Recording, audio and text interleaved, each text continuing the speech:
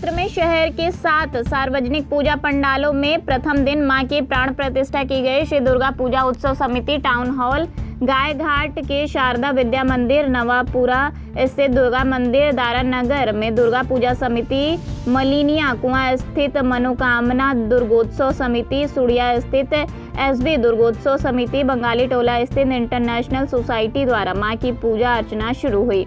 सार्वजनिक दुर्गोत्सव समिति town hall में 55वें वर्ष में विधान पूर्वक कलश स्थापना के साथ 9 दिवसीय अनुष्ठान का आरंभ हुआ। पहले दिन पंडित वीरेंद्र मिश्र के आचार्यत्व में 11 वैदिक ब्राह्मणों ने शतचंडी का पाठ आरंभ किया। मुख्य जजमान शुभम जायसवाल ने सप्तनीक पूजन किया। उल्लेखनीय है कि जब से गंगा में प्रतिमा विसर्जन पर रोक लगी है, तब से नगर में कई पूजा पंडालों में प्रतीकात्मक कलश स्थापना करने की परंपरा चल पड़ी थी।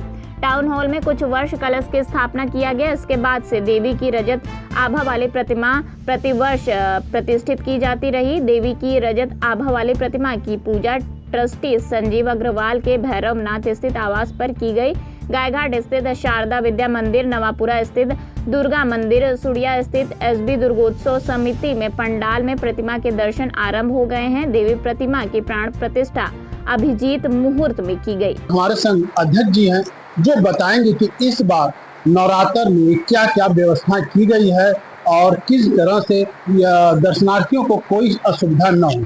नमस्कार, हमारे चैनल में आपका स्वागत है। अपना पूरा पहले परिचय बताइए। नमस्कार, मैं तिलक राज मिश्रा मेरा नाम है। मैं सार्वजनिक दुर्गोत्सव समिति टाउन हॉल वाराणसी का महामंत्री हूँ। बात की जाए तो जिस तरह से नवरात्रि शुरू हो चुकी है, माँ भगवती का आगमन हो चुका है और अब क्या तैयारियां पूर्ण हो चुकी हैं और कितनी तैयारियां अभी बाकी हैं और क्या क्या आगे दर्शनार्थियों के लिए बेटा साबित होगी? जी, क्योंकि मैं केंद्रीय पूजा समिति का भी अध्यक्ष हूँ, जिसमें काशी की प्रमुख दुर्गा पूजा, काली पूजा, गणेश पूजा समितियाँ हैं, तो उसके अध्यक्ष होने के नाते जो हम मुझे जानकारी यहाँ तक है वो करीब करीब 272 के आसपास मूर्तियाँ काशी में अंदर है और आसपास जिलों में मिला करके 512 के आसपास मूर्तियाँ बैठती हैं। बात की जाए तो टाउन हॉल में दिखा जाए तो बहुत पहले से ही मूर्ति बैठी जा रही है। तो ये 55वां वर्ष है, ये 55 वर्ष है और 9 दिन की काशी की पहली पूजा है। लेकिन काशी में दुर्गोत्सव का इतिहास 250 वर्षों का है। जो अपनी बंगाली देवड़ी की पूजा है वो 250 वर्षों से वहाँ पूजा होती है, यहीं बगल में अपने भैरवनाथ में है। उसके बाद दुर्गावाड़ी है जो करीब करीब 250 वर्षों के आसपास वहाँ प्रतिमा रखी हुई है, वो पूजा हुई और वो रह गई। उसके बाद यहाँ BDS है जो जिसका इतिहास भी करीब करीब वो बनारस की सबसे पहली दुर्गा पूजा जो एक उसमें समूह में पूजा शुरू हुई और संस्थाएं बना करके वो अपनी BDS से हुई। उसका इसी तरीके से कई संस्थाएं 9 दिन की काशी की पहली पूजा टाउन हॉल की है।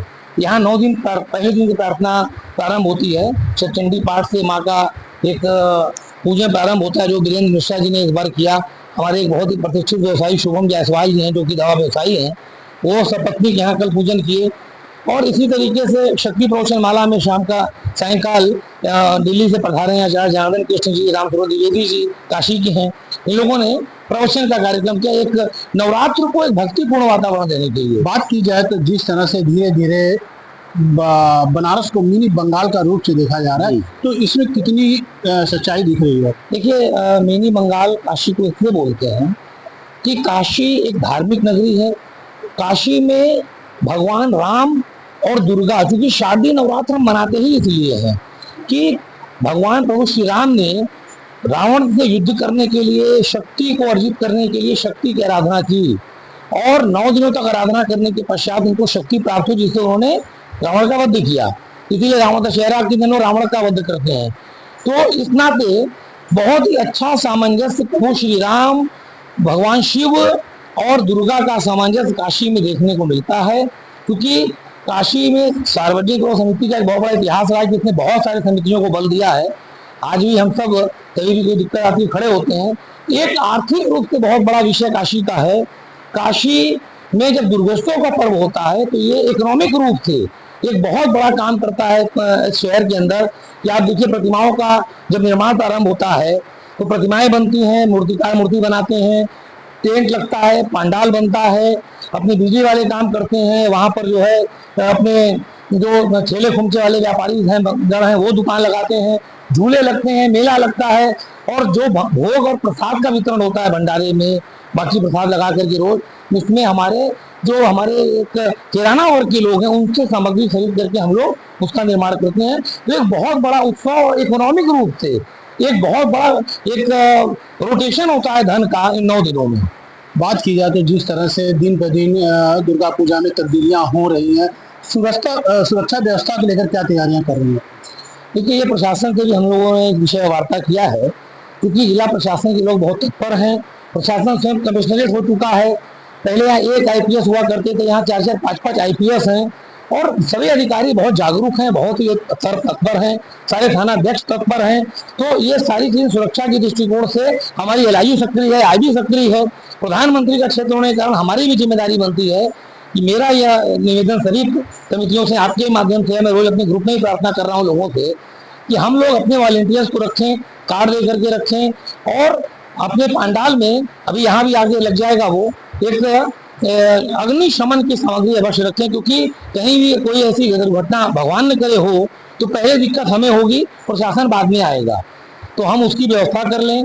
हम लोग अपने पंडाल में सुरक्षा के दृष्टिकोण से जितने भी वायरिंग हो रही है उसमें टेपिंग अच्छे से करें, टेप बढ़िया से करके, ताकि शॉर्ट सर्किट ना होने पावे। ये सुरक्षा की चीजें हमारी अपनी है। वॉलेंटियर जब आपके रहेंगे तो जनता की सेवा करेंगे, जनता को रास्ता बताएंगे। तो इस दृष्टिकोण से प्रशासन का बहुत सहयोग है, और हमारी कुछ जिम्मेदारी है।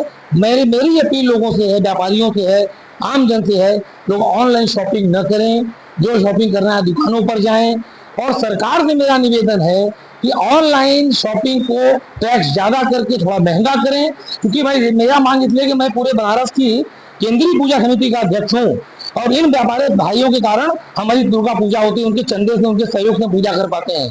हमें अमेजोन वाले कोई सहयोग नहीं करते, हमें बाकी लोग कोई सहयोग नहीं करते, किसी उत्सव को मनाने के लिए सहयोग नहीं करते, ये व्यापारी हमारे सहयोग करते हैं। तो मैं व्यापारियों के हित में आम जन से अपील करता हूँ, आप सबके हाथ जोड़ के अपील करता हूँ, दुस्तर छोड़िए, बाहर निकलिए, शॉपिंग करिए, आपको अच्छे सामान मिलेंगे और एक जवाबदेही होगी। जब हम भी जाइए बाजार से शॉपिंग करिए, ऑनलाइन शॉपिंग कम करिए। जिस तरह से अभी देखा आपने, एक गजब का उत्साह यहाँ पे देखने को मिला, और एक दिशा निर्देश भी देखने को मिला हर पूजा पंडालों के लिए कि अपनी सुरक्षा अपने वॉलेंटियर के संग करें, और किसी दर्शनार्थियों को दिक्कत या कोई ऐसी परेशानियां न हो जिससे आने वाला समय या उनको कोई दिक्कत हो। वाराणसी से अभिषेक दुबे, आइस इंडिया न्यूज।